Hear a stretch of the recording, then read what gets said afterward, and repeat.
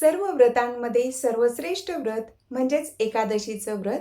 तर एकादशी व्रत केव्हा करावं, कसं करावं? 2026 मधली जी आमलकी एकादशी आहे, तर आमलकी एकादशीचा उपवास आपण किती तारखेला करायला हवा? आमलकी एकादशीच्या दिवशी कोणकोणते उपासना करावी, कोणती सेवा करावी, त्याचबरोबर की आमलकी एकादशीचं महत्त्व काय आहे आणि ह्या दिवसाचं काय असं महत्त्व आहे की ते आपण जरूर करायला हव्यात, याविषयी आपण सविस्तर माहिती घेणार आहोत. आमलकी एकादशी ही खूप पवित्र आणि तेवढंच दिव्य असं हे व्रत असणार आहे.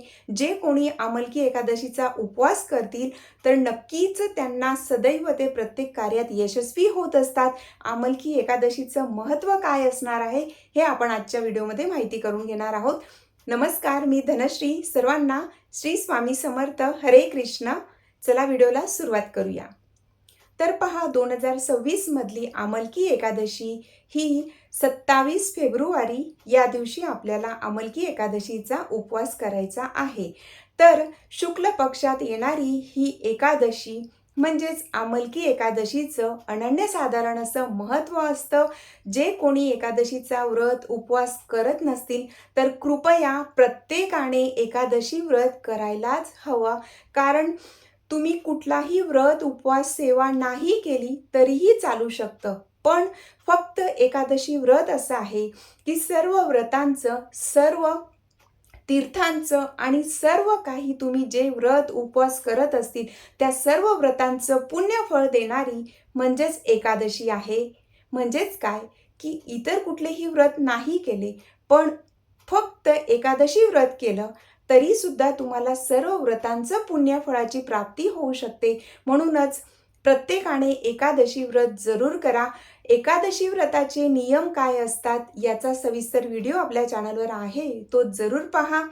तर आता ह्या व्हिडिओमध्ये आपण फक्त आमलकी एकादशीविषयी माहिती घेणार आहोत. आमलकी एकादशीचा उपवास आपल्याला 27 फेब्रुवारीला करायचा आहे. तर आमलकी एकादशीची जी तिथी आहे तर ती 27 फेब्रुवारीला 12:33 सुरू होते. म्हणजेच काय की 12:33 आमलकी एकादशी सुरू होणार आहे आणि 27 तारखेला रात्री 10:32 पर्यंत ही तिथी असणार आहे. म्हणजेच आपला उपवास हा 27 फेब्रुवारीला असणार आहे. आणि आपण नेहमीच जे काही एकादशी व्रत करत असतील तर द्वादशी तिथी युक्त एकादशी करणं खूप महत्त्वाचं असतं.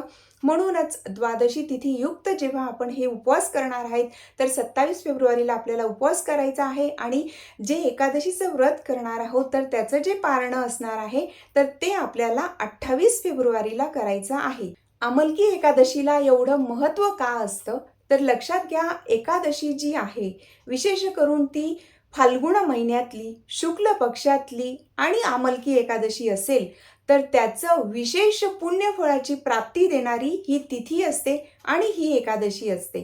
तर जेव्हा फाल्गुन महिन्यात शुक्ल पक्षात आणि विशेष करून आमलकी एकादशी असेल आणि पुष्य नक्षत्र युक्त द्वादशी तिथी असेल, लक्षात घ्या, फाल्गुन महिना, शुक्ल पक्ष, आमलकी एकादशी आणि त्यातही जर पुष्य नक्षत्र युक्त द्वादशी तिथी असते तर अशी जी तिथी असते आणि तेव्हा जी एकादशी येत असते तर ती महापुण्यदायक असते. त्याचबरोबर अनंत पुण्याची प्राप्ती करून देणारी ही एकादशी मानली जाते.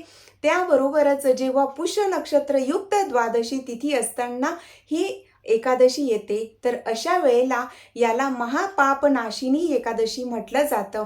म्हणजेच पुण्याचा जर लाभ होणारच आहे, पुण्यप्राप्ती तर होतच असते. प्रत्येक एकादशी व्रत केल्याने आपल्याला आपल्या पुण्यसंचय जो काही आहे तो वाढ होतेच, पण महापापनाशिनी ही तिथी असणार आहे. म्हणजे ही आमलकी एकादशीचं व्रत तुम्ही जरूर करा. ही अनंत पुण्याची प्राप्ती होते. त्याचबरोबर जे काही पूर्वसंचित पापकर्म असतात तर त्यांचा नाश होत असतो आणि आपल्या प्रारब्धानुसार जे काही आपले भोग असतील ते तर आपल्याला भोगावेच लागत असतात, पण त्यांची तीव्रता कमी होते आणि जी काही पूर्वसंचित पापकर्म असतील तर ते संचित पापकर्मांचा नाश ह्या एकादशी व्रताने होत असतो. म्हणूनच ही जी आमलकी एकादशी आहे तर ही सर्व पातकांचा, सर्व पापांचा महापाप विनाशिनी या एकादशीला म्हटलं जातं. म्हणून जे कोणी ह्या एकादशीचा उपवास करत नसतील तर जरूर करा आणि ह्या एकादशीपासून सुद्धा तुम्ही एकादशी व्रताला सुरुवात करू शकतात. आमलकी एकादशीच्या दिवशी आपण काय करायला हवं तर लक्षात घ्या, जेव्हा आपण एकादशीचं व्रत करत असतो तर एकादशी व्रताला सुरुवात होण्यापूर्वी म्हणजे आदल्या दिवशी दशमी तिथी असते. तर दशमी तिथी असेल तर त्या दिवशी आपण तांदळापासून बनवलेले कुठलेही पदार्थ खायचे नसतात. जसं की भात असेल, खिचडी असेल, इडली असेल किंवा कुठलाही पदार्थ की जो तांदळापासून बनवलेला असेल.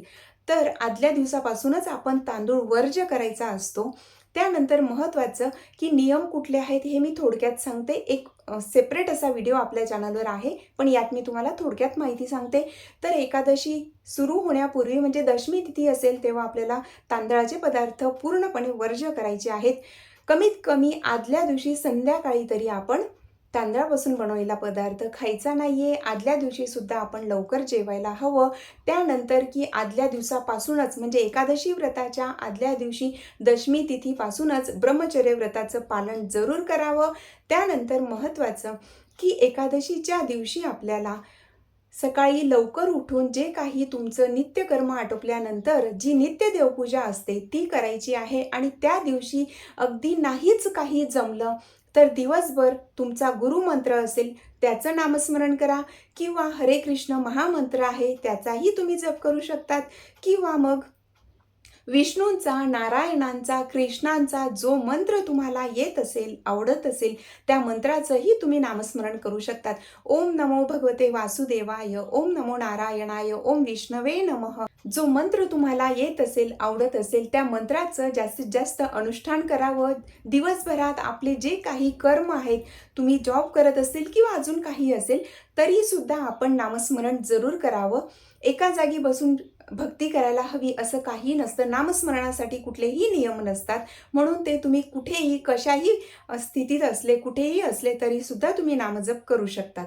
त्यानंतर की एकादशीच्या दिवशी विष्णू सहस्रनाम स्तोत्र याचं पठण करावं. त्यानंतर ज्या ठिकाणी तुम्ही राहतात तिथे जर केळीचं झाड असेल तर केळीच्या झाडाची पूजा करावी आणि सर्वात महत्त्वाचं की आमलकी एकादशीच्या दिवशी आवळ्याच्या झाडाची पूजा करणं खूप जास्त महत्त्वाचं आहे. आमलकी एकादशी म्हणजेच आवळा हा यामध्ये खूप महत्त्वाचं कार्य करत असतो. आवळा असेल किंवा आवळ्याचं झाड असेल तर आमलकी एकादशीच्या दिवशी आवळ्याच्या झाडाची पूजा जरूर करावी. तुम्ही राहता तिथे जवळपास शक्य होत असेल तर हे जरूर करा. आवळ्याच्या झाडाला जल अर्पण करा, तिथे पूजा करा. पंचोपचारे जशी तुम्हाला पूजा जमेल तशी पूजा करा. त्या ठिकाणी धूप दीप अर्पण करा आणि त्यानंतर की आवळ्याच्या झाडाला प्रदक्षिणा जरूर कराव्यात. जेव्हा आवळ्याच्या झाडाला प्रदक्षिणा करतील तर प्रदक्षिणा करत असताना विष्णूंचा, नारायणांचा कोणत्याही मंत्राचा उच्चार करत, नामस्मरण करत प्रदक्षिणा कराव्या. आवळ्याच्या झाडाची जेव्हा प्रदक्षिणा करतील तर त्या प्रदक्षिणा 28 किंवा 108 असाव्यात असंही म्हटलं जातं. शक्य होतील तेवढ्या प्रदक्षिणा करा. नाहीच शक्य झालं तर तुम्हाला जमतील तेवढ्या जरी केल्या तरीही चालू शकतं. त्याबरोबरच की ह्या झाडाची आपल्याला पूजा करायची आहे. त्या झाडाच्या म्हणजे आवळ्याच्या झाडाखाली बसून नामस्मरण करण्यासाठी वेळ असेल तर जरूर करा. मग त्या ठिकाणी तुम्हाला जमतील तेवढ्या माळ तुम्ही जप करू शकतात. आवळ्याच्या झाडाचं एवढं महत्त्व आहे की ह्या दिवशी तुम्ही आमलकी एकादशीच्या दिवशी फक्त आवळ्याच्या झाडाचं स्मरण केलं तरीसुद्धा तुम्हाला एक गोदान केल्याचं पुण्य प्राप्त होत असतं. एवढं विशेष अशी ही फलदायी अशी ही आमलकी एकादशी असते. म्हणूनच ज्यांना कोणाला शक्य असेल त्यांनी प्रत्यक्ष जाऊन पूजा करा. त्यानंतर दीपदान करा. नसेल शक्य तर आमलकी एकादशीच्या दिवशी स्मरण करा. आवळ्याच्या झाडाचं स्मरण केल्यानेही एक गोदान केल्याचं पुण्य प्राप्त होत असतं. त्यानंतर महत्त्वाचं की जर तुम्हाला शक्य असेल आणि पूजा करणं शक्य असेल तर आवळ्याच्या झाडाला जरूर स्पर्श करावा. कुठल्याही झाडाला नमस्कार लांबून केला तरीही पुण्यप्राप्ती होत असेल, जसं बेलाचं झाड असेल. पण आवळ्याच्या झाडाला ह्या दिवशी जर तुम्ही आमलकी एकादशीच्या दिवशी आवळ्याच्या झाडाला स्पर्श केला तर 2 गोदान केल्याचं पुण्य प्राप्त होत असतं. म्हणूनच जे शक्य होणार आहे ते जरूर करायला शक्य होत असेल त्यांनी आवळ्याच्या झाडाची पूजा करावी आणि आमलकी एकादशीचा उपवास करा. ज्यांना शक्य नसेल त्यांनी स्मरण करा.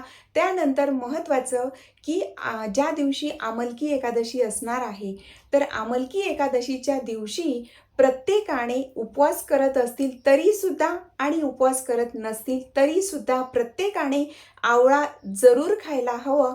कारण आमलकी एकादशीचं खूप महत्त्व आहे आणि ह्या दिवशी तुम्ही आवळा जरूर खा. त्यामुळे सुद्धा 3 गोदान केल्याचं पुण्य आपल्याला प्राप्त होत असतं. म्हणूनच हा अतिशय दिव्य, चमत्कारिक आणि पुण्यकारी आणि अतिशय लाभदायी असा हा दिवस आहे. म्हणूनच आमलकी एकादशीच्या दिवशी आपल्याला ज्या गोष्टी जमतील त्या आपण जरूर कराव्यात. तर ह्या दिवशी तुम्ही शक्य नसेल तर आवळ्याच्या झाडाचं स्मरण करा. त्यानंतर आवळा जरूर खा आणि सर्वात महत्त्वाचं जर एकादशीचा व्रत असेल तरीसुद्धा तुम्ही आवळा खाऊ शकतात. कारण आवळा खाल्ल्याने तुमचा व्रत खंडित होणार नाही. म्हणून हे जरूर करा. त्यानंतर महत्त्वाचं की जी व्यक्ती एकादशी व्रत करत नसेल पण फक्त जर आमलकी एकादशीचं जर तिने व्रत केला असेल, महिला असतील किंवा पुरुष असतील, लहान मुलं असतील, अगदी कोणीही हे व्रत करू शकतं. जर फक्त आमलकी एकादशीचंही व्रत केलं असेल तरीसुद्धा अशी व्यक्ती प्रत्येक कार्यात यशस्वी होत असते. प्रत्येक एकादशीचं महत्त्व आहे आणि प्रत्येक एकादशी केल्याने आपल्याला पुण्याची प्राप्ती होतच असते. पण विशेष करून जेव्हा जी आमलकी एकादशी असते, आमलकी एकादशी व्रत केल्याने आपल्याला पुण्यप्राप्ती होतेच होते. पण त्यासोबतच ह्या व्रताचं फळ म्हणून आपल्याला विष्णू लोकाची प्राप्ती होत असते. म्हणूनच आमलकी एकादशीचं व्रत करायला मात्र विसरू नका. खूप विशेष असा हे पर्व असतं. एकादशी व्रत सर्वश्रेष्ठ असतं. म्हणूनच जरूर करा. त्यानंतर महत्त्वाचं की आमलकी एकादशीचा जो उपवास आहे तर तो आपण 27 फेब्रुवारी 2026 या दिवशी आपण उपवास करणार आहोत आणि 28 फेब्रुवारीला आपण एकादशी व्रताचं पारण करणार आहोत. तर एकादशीचं पारणं सुद्धा जेव्हा द्वादशी तिथी युक्त एकादशी आपण उपवास करतो, द्वादशी तिथी असतानाच आपण एकादशी व्रताचं पारण करायला हवं असा सुद्धा नियम आहे. म्हणूनच की जेव्हा आपण याचं पारणं करणार आहोत तर आमलकी एकादशीचं पारणं 28 फेब्रुवारीला तुम्ही सूर्योदयापासून करू शकतात. पण आता हा फार महत्त्वाचा मुद्दा असणार आहे की जे मी अगोदरच सांगितलं की जेव्हा पुष्य नक्षत्र युक्त द्वादशी तिथी असताना आमलकी एकादशी येते तर अशा वेळेला ही महापाप विनाशिनी एकादशी म्हटलं जातं. आणि ज्यांना ह्या तिथीचा लाभ घ्यायचा असेल तर त्यांनी पारणं तुम्ही अगदी 9:35 नंतर किंवा अगदी 10 वाजेनंतर तुम्ही पारणं करा. जर ज्यांना महापाप विनाशिनी जो योग आहे तर त्याचं पुण्यफळ हवं असेल तर त्यांनी पारणं 9:30 नंतर, अगदी 9:35 नंतर किंवा अगदी 10 नंतर केलं तरीही चालू शकतं. विशेष करून 9:35 नंतरही तुम्ही पारणं करू शकतात. पण ज्यांना शक्य नसेल तर त्यांनी सूर्योदयानंतर तुम्ही पारणं केलं तरीही चालू शकतं. तर अशी ही विशेष पुण्यदायी अशी एकादशी आहे. एकादशीचा उपवास तुम्ही करत नसतील तरीसुद्धा एकादशी असेल त्या दिवशी कमीत कमी त्या दिवशी तरी हा आपण नियम जरूर पाळावा. एकादशीच्या दिवशी तांदळापासून बनवलेला कुठलाही पदार्थ खायचा नाही. जर एकादशी व्रत करत नसतील तरीसुद्धा हा नियम जरूर पाळावा. सर्व पाप तांदळामध्ये सामावलेली असतात असं म्हटलं जातं. म्हणून तुम्ही ही गोष्ट जरी केली तरीसुद्धा नक्कीच तुम्हाला याचे लाभ मिळू शकतात. तर आता जे काही सांगितलं हे खरंच खूप महत्त्वाच्या ह्या गोष्टी आहेत. प्रत्येकाने जमतील तेवढे नियम पाळून एकादशी व्रत जरूर करावं. त्यानंतर महत्त्वाचं एकादशीच्या दिवशी जास्तीत जास्त नामस्मरण करा. आणि ज्यांना शक्य असेल, ज्यांच्या शेतात, घराजवळ किंवा राहतात त्या ठिकाणी जर आवळ्याचं झाड असेल तर अशा व्यक्तींनी ही सुवर्ण संधी चुकूनही सोडू नका. प्रत्येकाने एकादशीचा उपवास करत नसतील तर एकादशी व्रताला जरूर सुरुवात करा. ही माहिती आवडली असेल तर इतरांपर्यंत शेअर करायला विसरू नका. सर्वांना हरे कृष्णा. श्री स्वामी समर्थ.